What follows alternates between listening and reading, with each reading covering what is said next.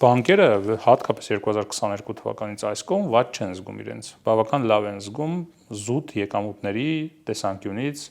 շահույթի տեսանկյունից, տարեկան մոտավորապես 17-ից 20% շահույթ են արձանագրում։ Բայց դրան զուգահեռ մենք տեսնում ենք տարեկան, ամեն տարի տարվա սկզբին բանկերից պարբերաբար ինքս որպես հաճախորդ նաև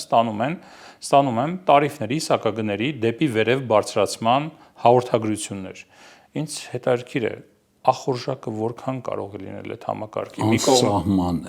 Անսահման է եւ այստեղ եկեք պարզ խոսենք, հա։ Մենք մի քիչ շատ պարզունակ եմ հարցը տալիս, բայց շատ տեղին է, միշտ պարզունակ հարցերի պատասխանը ամենադժվար հարցն է, այն բարդ հարցերն են, որ կարելի է միամիտ տացնել եւ այլն։ Չէ, հարցը միանգամայն տեղին է, պատասխանը այստեղ իմ կարծիքով հետեւյալն է։ Մենք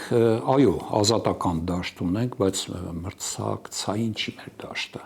Փոքր դաշտ է, փոքր դաշտի կանոնները մի քիչ ուրիշ են։ Այստեղ ես ուրիշ խնդիրներ եմ տեսնում, ձերից տակ են այդ թվերը, տեսեք, այս պատերազմից ի վեր ուկրաինական, հա, 22-25 թվականների միջին տարեկան բանկային համակարգի կապիտալի աճը, այսինքն նաև այստեղ զգալի մասը հենց բանը շահութաբերության աճն է, միջին տարեկանը 20%։ Սա ֆանտաստիկ բարձր թիվ է։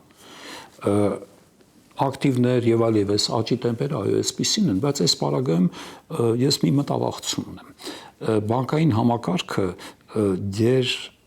ակտիվ աճի ոլորտում է, դեր տաքացված վիճակում է եւ բանկերը նաեւ ուզում են իրենց եկամուտի աղբյուրները ավելի ամրապնդել, իսկ ամրապնդման հիմնական ձևը այդ ասեք սակագներն են։ Այո։